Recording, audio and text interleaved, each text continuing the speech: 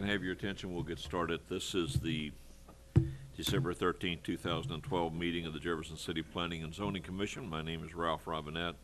I am the chairman of the commission and will chair the meeting this evening. We will now introduce our council liaison, our commissioners and staff. So we'll start with you, Councilman. Rick Mihalovich, Second Ward Councilman. Liaison. Dale Vaughn. Mike Lester. Jack Deacon. Bob George. Dave Nunn. Ann Strotman. Chris Jordan. Dean Dutoy. Kevin Thanen. Ron Footswater. Shane Wade, city staff. Eric Barron, city staff. Janice McMillan, city staff. Jeremy Cover, law department.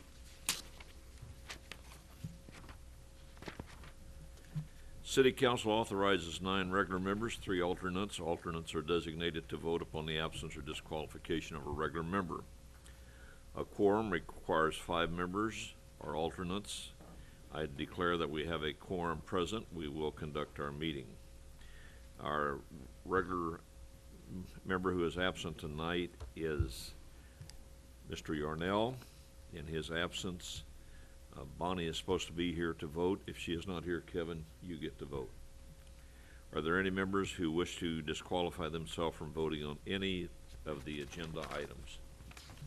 I will have to on the Eric. What is the actual rezoning part of it? It's the zoning text amendment case number P12022 regarding office uses in the industrial districts. Okay, Dale is excused on that one, so therefore, Kevin, you will vote on that issue. Regular voting members are Jack Deacon, Dean DeToy, Bob George, Chris Jordan, Michael Lester, Dave Dunn, and Dale Vaughn. On our agenda tonight, we have 4 cases. I believe that staff is going to present 3 of those 4. And our 4th case is the re-subdivision of American Subdivision Section 2, P12023, and I believe we have a representative here to represent that case. Is that correct? Okay. Does anybody wish to request any continuance? Seeing none, the staff will now explain the format of the hearing, order of testimony. Thank you, Mr. Chairman. I would like to briefly describe the procedures of the Planning Commission. The proceedings of the meeting are being recorded, so I ask that when you speak, please step to the microphone and give your name and address for the record. After a brief introduction by city staff, the applicant or applicant's consultants will explain the project, and the opening presentation by the applicant shall be limited to 10 minutes. We will then ask to hear from any supporters of the request. We will then ask to hear from any opponents of the request, and we will then ask to hear from anyone else who wishes to speak on the request. City staff will then describe the proposal and make their recommendations on the request. In order to reduce the time necessary to hear an application, reference to printed material, including staff reports, applicable findings, ordinances, and our statutes, shall not be read into the record unless directed by the Commission. And the staff reports and recommendations, if any, on the matter before the Commission shall be presented to the Commission before the Commission acts on the matter. And the Commission will close testimony from the floor. And prior to motion or discussion on the case, the Commission will then discuss the proposal and publicly make its determination with reasons. And the form of the motion shall be positive. That is, the motion shall be made to accept the request as presented, or with any modifications, stipulations, or conditions. And a final vote would then be taken, ayes in favor, nays opposed. The chairman shall announce the results of the vote, specifying the number of votes cast in favor and the number of votes cast against. And the following documents are entered as exhibits for all items under consideration at this meeting: the city code as amended, the comprehensive plan and land use map, copies of applications under consideration, a list of property owners to whom notices were sent, the affidavit of publication of the public notice in the newspaper, copies of drawings, plans, and our renderings under consideration, letters or memoranda from staff, the staff reports, minutes of proceedings, letters, photos, memoranda, or other materials submitted by the public or the applicant, and the rules of procedure for the Jefferson City, Missouri Planning and Zoning Commission. And these items are public record and are available for inspection in the Department of Planning and Protective Services or through the Office of the City Clerk. And please be advised that any items that are presented at the meeting tonight become the property of the Commission. This includes any photographs, drawings, renderings, petitions, and letters. Thank you. You have a tentative agenda before you. There's been no request to change any of that agenda. Therefore, the chair would entertain a motion to approve the agenda. Second. All in favor indicate by saying aye. Aye. Opposed, nay. The agenda is approved. Also in your packet, you should have the minutes from the November 8th, 2012 meeting. I'll let you have about a minute or two to look at those.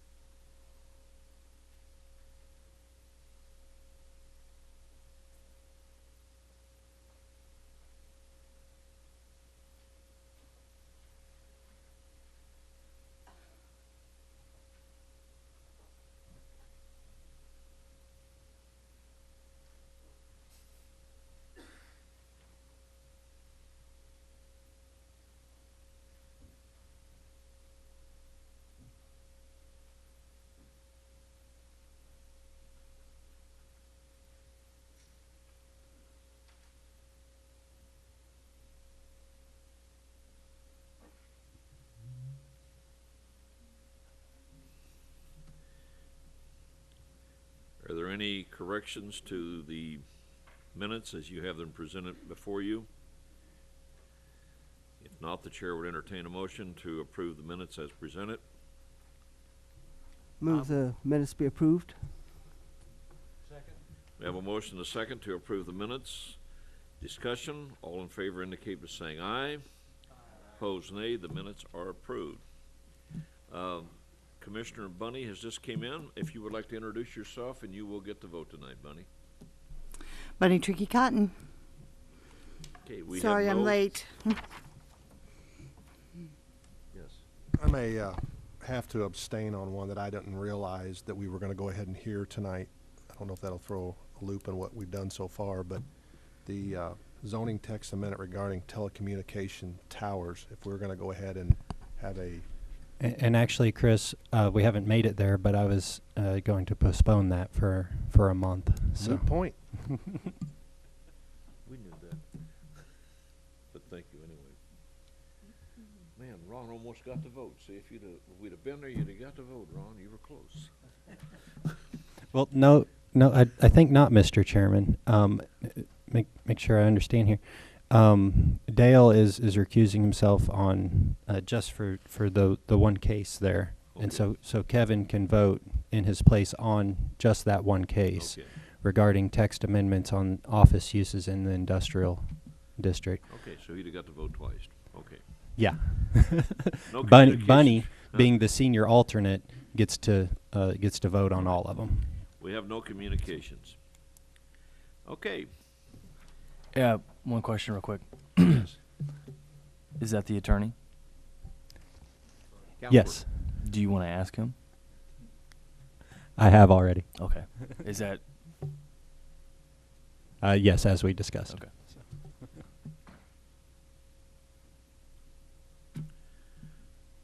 Ready to go now? Case P12019, zoning text amendment telecommunications facility.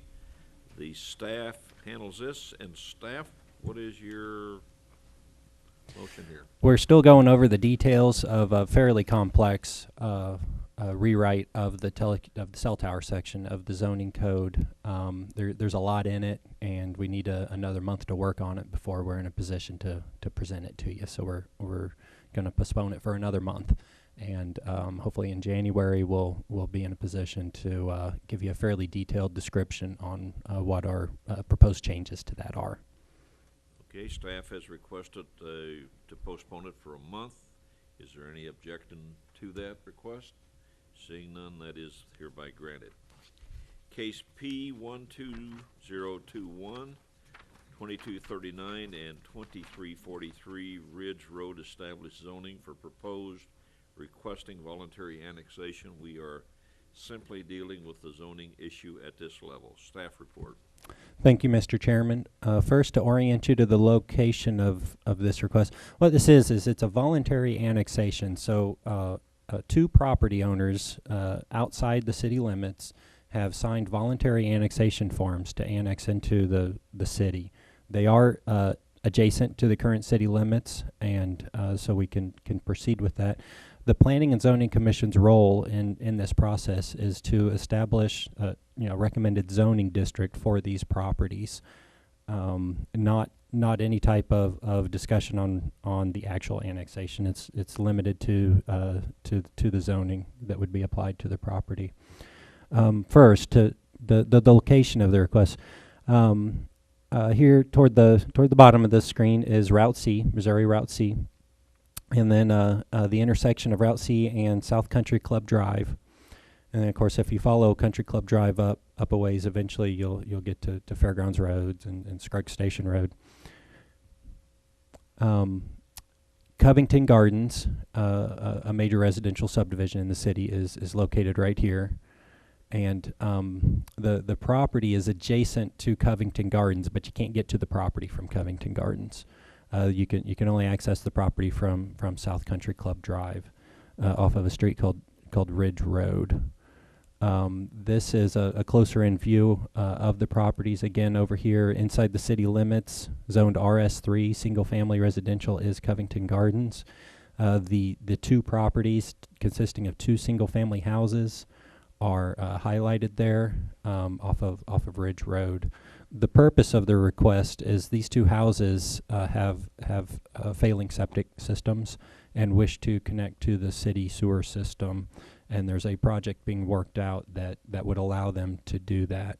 The city has an ordinance that if you're going to connect to the city sewer system, you have to annex into the city. If you're adjacent to the city limit, or sign an annexation agreement if you're not adjacent to the city limits. They are adjacent to the city limits, and so the ordinance says that they to receive the service they have to annex into the city.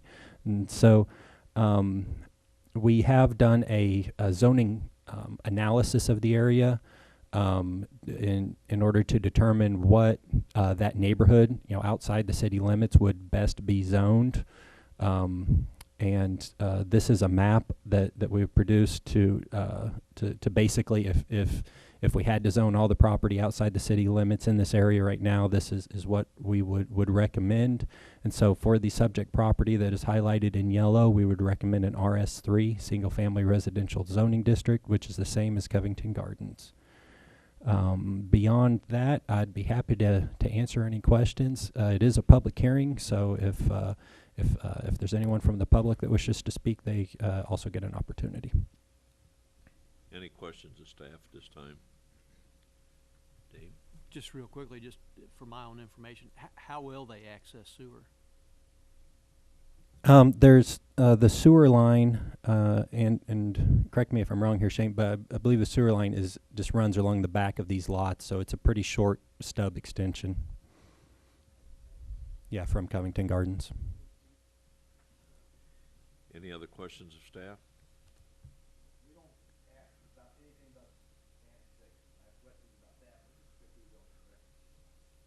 That's what this body is to recommend to the city council is the zoning.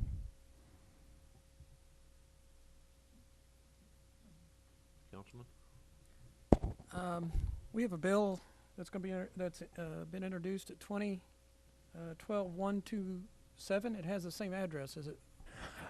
This when dealing with annexation, we're sometimes hindered by state law regarding the time frames for such things. In order to accommodate that time frame, we're actually put this item on the agenda for the city council at the next meeting, basically pushing the schedule forward by one meeting than we normally would for zoning issues. So yes, it is on the council agenda to be introduced next Monday, and then which would make it eligible for final passage at the first meeting in January. I'd like to add the public hearing. The council's public hearing will be Monday, January 7th.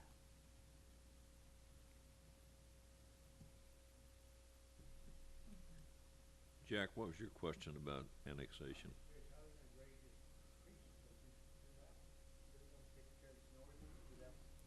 No, the annexation is only for the property, not for the street out in front of it. It would continue to be a county maintained street. Yes. If I can add, when the property, if the property is annexed, their property taxes will decline somewhat. They'll be served by the city fire service, so they don't pay the fire district tax any longer, and then they're eligible for city services, and some of the other fees that they pay as a county resident will decline.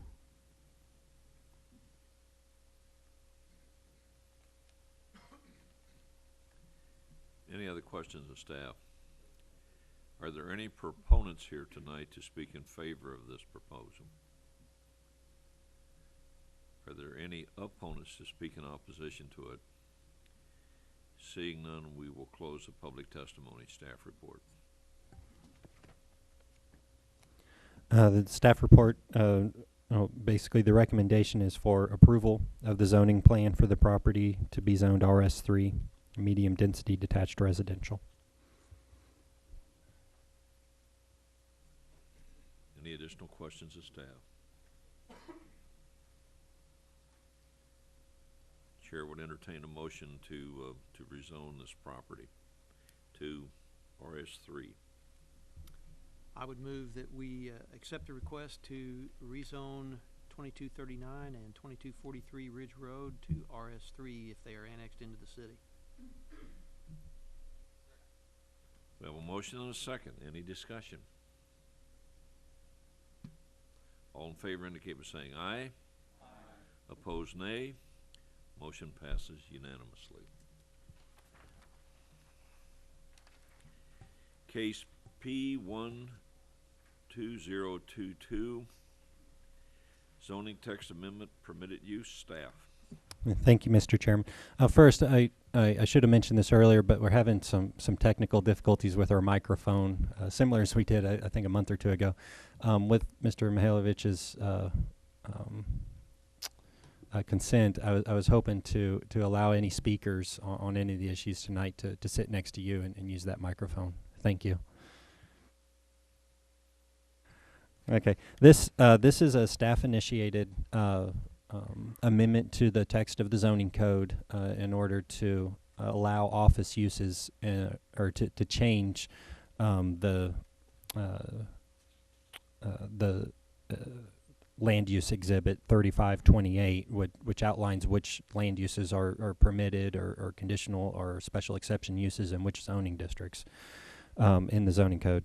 But to amend the section so that office uses under 100,000 square feet would become a permitted use of the M2 General Industrial Zoning District, and over 100,000 square feet would become a special exception use of that district. In your packets, there's the actual council bill that would be introduced to the City Council. There's a section of the exhibit listed there, and at the very far right-hand side of that exhibit, you'll see the M2 zoning district with a P with an underline under it and a SE with an underline underneath that. That is basically the amendment that we are proposing. That would bring what's allowed in the M2 district in line with what's allowed in the M1 district, and also all of the commercial districts with regards to offices. Really, the purpose of this request is to, being the state capital, there's an awful lot of office uses in our city, and before the zoning code rewrite in 2002, offices were a permitted use of that industrial zoning district, and as such, there are a lot of existing office uses that have been grandfathered in, but continue to exist in the M2 district. And then often, sometimes there's buildings that people want to convert to offices in that district, but as the zoning code stands right now, would not be allowed to do that. as staff don't see any issues with it. There's already a lot of office uses out there in that district, and feel that this would be an improvement on what is permitted with this respect. I'd be happy to answer any questions. Again, it's just to let offices under 100,000 square feet be permitted in the M2 district. And then if we happen to get one over 100,000 square feet, it's a special exception use, just like it is in all the other commercial and manufacturing districts. Any questions of staff? I have a question. Did you have an incident that brought this to the forefront? I mean, this thing just doesn't appear out of nowhere here, Eric. It was literally on our mind to begin with, but yes, there was is a gentleman I believe in attendance tonight that is looking at taking a formerly industrial, manufacturing type building and turning it into an office use. And in this specific case, there are 3 other office uses in a manufacturing zoning district, literally within just a couple hundred feet of this example. But as I mentioned, it was already something that we were intending to pursue, just had not had the opportunity to present to you yet.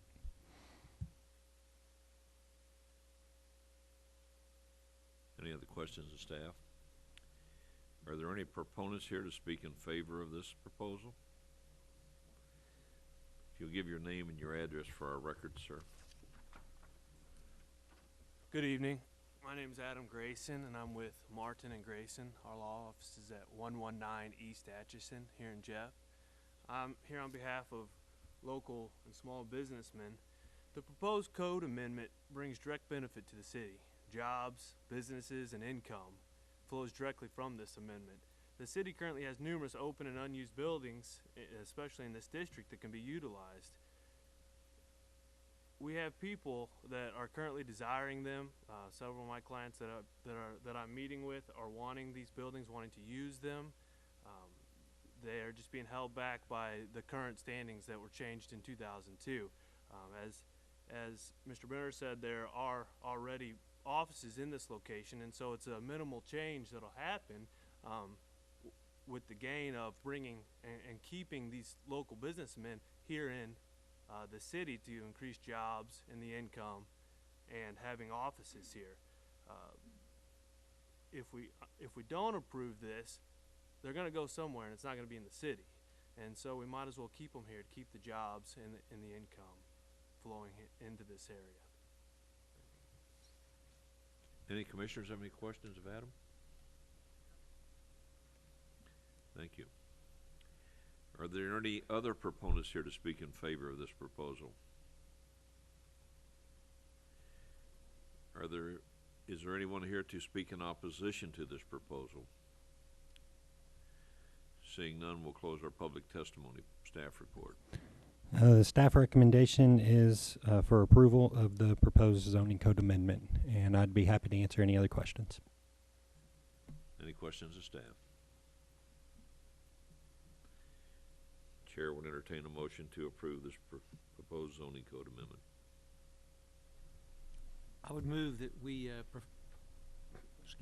approve the zoning code amendment as set out in the ordinance provided in our packets, and the changes set forth in Section 1, Exhibit 35-28, to permit office uses in the M2 zoning.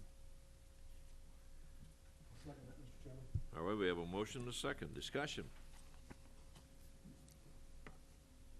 All in favor indicate by saying aye. Aye. Opposed, nay. Motion passes unanimously. Next case, case P12023, staff report. Thank you, Mr. Chairman. First, to orient you to the location of this request, up on a screen is a map of the area. You'll notice Missouri Boulevard and Highway 50 toward the top of the screen, and Wildwood Drive. So the intersection of Wildwood and Missouri Boulevard, commonly known, this property is Lowe's Home Improvement Store. The request is a subdivision plat. What they're wanting to do is create, basically divide the property into 2 pieces in order to create an outlot. And if you look up on the screen, the outlot would basically be right there. So the purpose is to locate a fast food restaurant there, Chick-fil-A restaurant. There's a number of items that have to be done in order to accomplish the subdivision. A sewer line extension to serve the property. The original Lowe's building was constructed with the sewer line that was built to city standard but not formally dedicated to the city. In a case like that, we go back and re-inspect the line when they formally want to dedicate it to the city. We found an issue with it. But in short, that is being corrected, and then a sewer line extension from off of that line to serve the new outlot is being planned, and they have submitted plans to do that.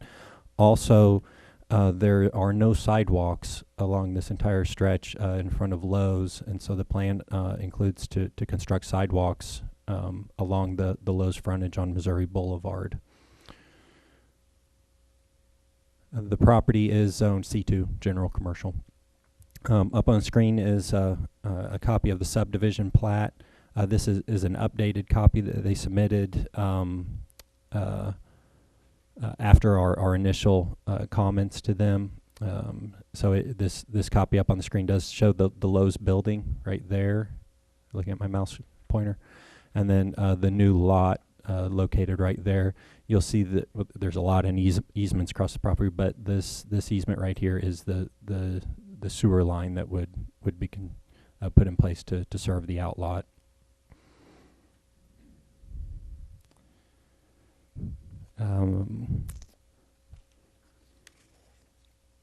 The outlot would consist of 1.17 acres, leaving about 24.5 acres for the Lowe's Home Improvement Store to be on. Other than that, I think that's all I have. Shane, do you have anything to go over? Just briefly, I do have, as far as the infrastructure needed to serve the development, there is an existing detention basin that serves the property. The impact as far as the pavement there would be not much different. There may even be a little bit more green area placed there, so the existing detention basin would accommodate the proposed development. Sewer, as you'd indicated, does serve the property, and they're proposing to extend it to meet city standard. Sidewalks again are being proposed along Missouri Boulevard, and MoDOT has commented in that regard since it is on their right-of-way. The access to the development's existing and is not proposed to change, and the utilities and lighting and fire hydrants and such are all in the area and meet current city standards. We would have some minor technical comments that have been already transmitted back to the consultant, and hope that those would be corrected, and would recommend approval of the final plat subject to those items being addressed.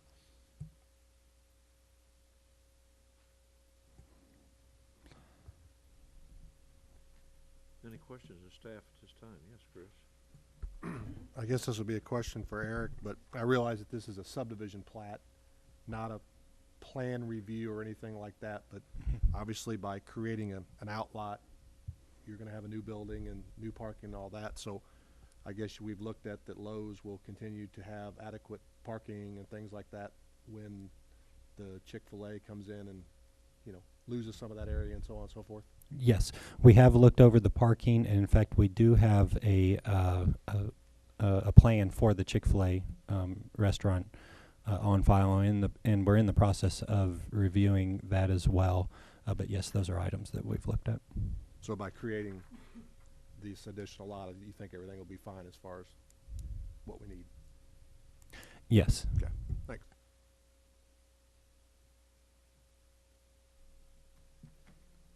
Shane, did you do a traffic count? How will that affect traffic, putting that additional business right there? Actually, as far as MoDOT goes, we did talk to the folks over at MoDOT. They gave comments back to us as far as the sidewalk, also as far as the traffic impact. I know that with the improvements along Missouri Boulevard there is a dedicated lane, I believe, now coming in to the left to turn into this area. As far as any comments back from them, they didn't have any to us specifically in that regard, seeing as that the access is particularly off of their right of way. We felt like that from our perspective, that the traffic, what's there today should serve the additional development that's being proposed. And the question I have to ask, is there any sidewalk east, west, north, or south of this, or do we have another sidewalk to know we're here? There is sidewalk on the other side of Wildwood Drive. On the other west of Wildwood Drive. So there is a future connection that can be made there. We will likely have to make the connection across the actual Wildwood Drive intersection, and so there'll need to be some work done at that specific point. Kind of a technical response to your question, but there is sidewalk on Wildwood going all the way from Missouri Boulevard south, literally all the way to Edgewood. Now on east of the property on Missouri Boulevard, sidewalk is kind of sporadic. But there is a significant amount of discussion regarding potential projects in that area that could add a lot of sidewalk on Missouri Boulevard east of this property, and hopefully that combined with potentially future sidewalk construction by the city could make a connection all the way from this property east. A significant distance, fairly practical here in the very near future. So, is that a good response to your question?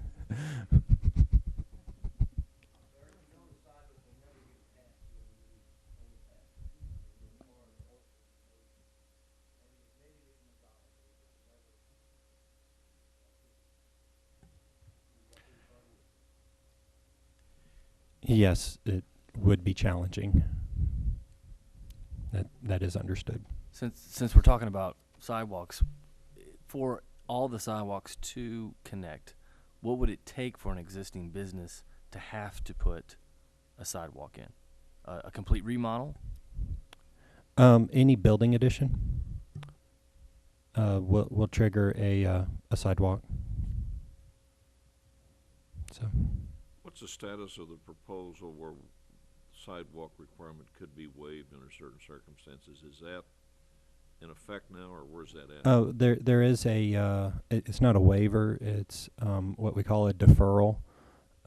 We have a sidewalk master plan adopted by the city, and which outlines where sidewalks are required to be built.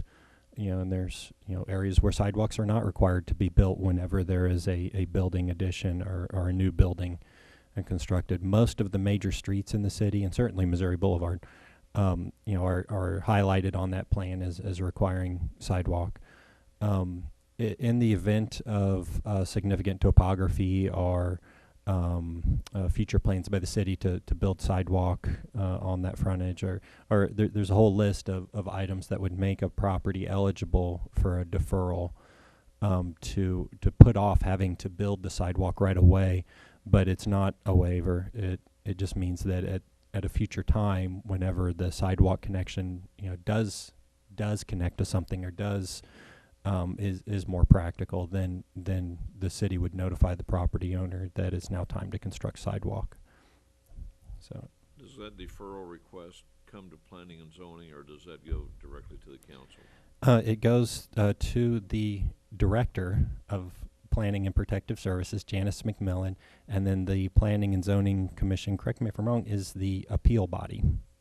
So if a property owner does not feel that the decision was made correctly by the director, then you all would get an opportunity to hear it.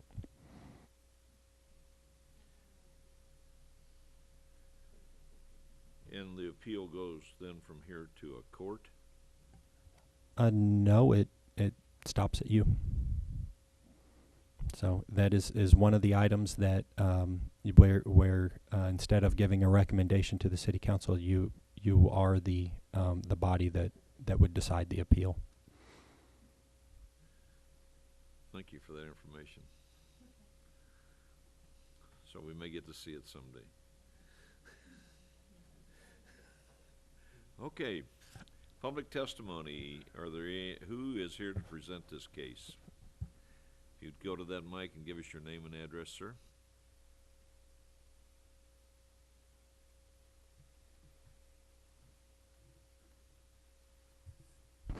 My name is Gary Rouse. I'm with GBC Design. The address is 565 White Pond Drive, Akron, Ohio. Eric, Shane did a very nice job summarizing what we would like to do by, for Chick-fil-A, 1.17 acres of land. Charles Sturdivant with Lowe's is here tonight just to hear what's going on, and if he has any questions directed at him, that's fine. Property is going to be located in between the two access drives that exist today. We have worked with staff and understand the desire on the sidewalk, and we're okay with it being constructed as Eric described. The sanitary sewer, we had the existing line color filmed, and it was in excellent condition. There was one joint out of 900 feet of sewer that will have to have a minor repair on it based on the color filming. So, and that also will be taken care of.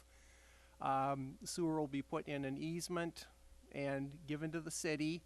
Probably about 150-foot extension from the northeast corner of the Lowe's sewer up to where Chick-fil-A is going to be is the only extension that'll be required. Obviously, to city standards and within an easement. Chick-fil-A is going to have, it's about a 4,900 square foot building. It's going to have 50 parking spaces, which is what code is for that particular size building. And the access points will be through the existing access points today, the two drives that access Lowe's off of Missouri Boulevard, so there'll be no new curb cuts. We have worked with ODOT, and they have given us an approval. Well, one minor comment on the sidewalk. We just took it all the way actually to the intersection at Wildwood, and they said just stop it a couple feet short. Well, that's easy. But other than that, they were happy with that. We did ask them directly about a traffic study, and they said it would not be necessary with this development, with the infrastructure already in place. Chick-fil-A will have a double drive-through, which is something probably just in the last year and a half, is something they try to do everywhere it's possible. Basically, you enter at one point, and then it goes into two regular drive-through lanes, 2 order stations, and then after you order, there's an intentional point of conflict. Sounds terrible, but an intentional point of conflict where you can tell somebody, okay, you follow the blue car, now you follow the red car, and then it's easy to control that way. And then, obviously the one drive-through window.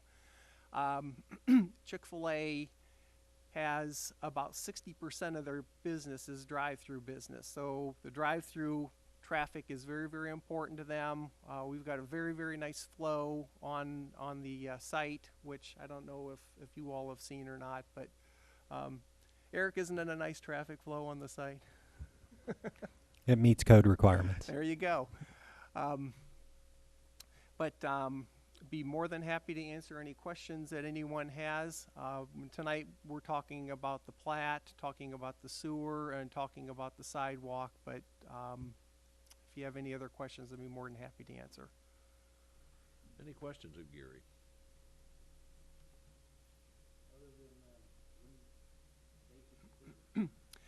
Right now, and their schedules are all over the place. They tell me a date, they move them up, they move them back, but the last I've heard it would be like a late summer construction.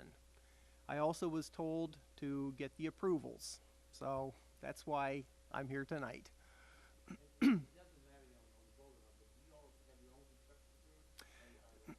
They have a construction, Chick-fil-A has a construction manager, and then they bid it out to maybe 3, maybe 4 very select general contractors, and then the general contractors get their subs from there. Any other questions of Gary?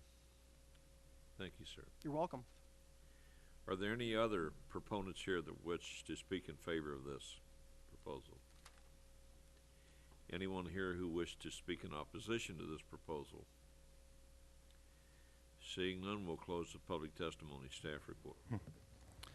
The staff recommendation is for approval of the final subdivision plat, subject to the two customary conditions, or one, compliance with the comments and technical corrections of the engineering division. I think it's just a very small number of minor comments that remain on the updated version of the plat. And then two, finalization of improvement plans and plat prior to introduction to the city council. In discussions with Mr. Rouse, it's possible that the two companies, Chick-fil-A and Lowe's, could request that we hold off on introduction of the plat to the city council for a number of months in order to accommodate their processes. So it might be a while before it goes in front of the city council. By code, they have up to 6 months before we can before we'd have to send them back to this body for a reapproval. So. Engineering, you have any additional? Okay. All right. Any questions of staff? Okay, I think we want to do this in two motions. So No, just a single motion with the two single conditions. motion with these two caveats. Yes. Okay. Thank you. Who wants to take that on? Mr. Chairman, I'll make a motion to approve the re-subdivision of American Subdivision Section 2, subject to the items required by city staff.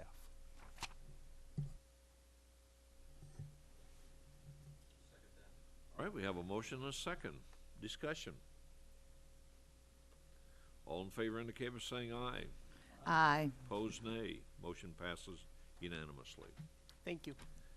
Thank you, sir. Other business. Michael, you got a report for us tonight? Yes, a brief report. The Environmental Quality Commission met, and there's a Make Your Mark campaign to educate about recycling opportunities in Jefferson City that's being launched. We also talked about further refinement of the criteria on building of construction or repair of sidewalks, and what should be considered for prioritizing those constructions. And then we had quite a discussion about biking in and around Jefferson City and promotion of biking, and we'll be working on further ideas and things about promoting biking in the city. That's it. Michael, thank you for serving on that committee on our behalf. Thank you. Okay, we have two new commissioners and we have a new assistant counselor, so let's just take a little time and we'll let these gentlemen introduce themselves and tell us whatever they want to about themselves. So Kevin, we'll start with you.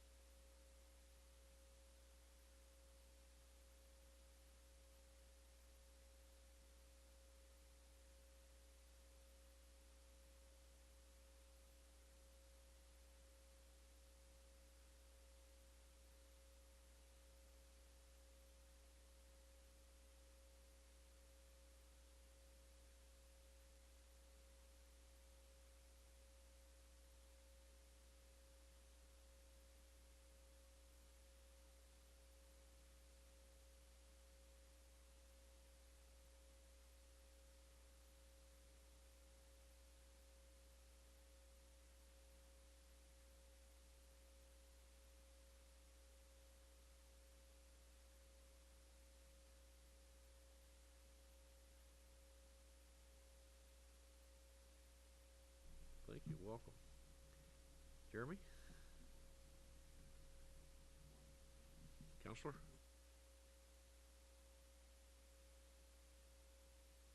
I had an Altoid in my mouth. Sorry about that. My name is Jeremy Cover. I'm the Associate City Councilor for Jefferson City. I've been here, I think I started in September, end of September.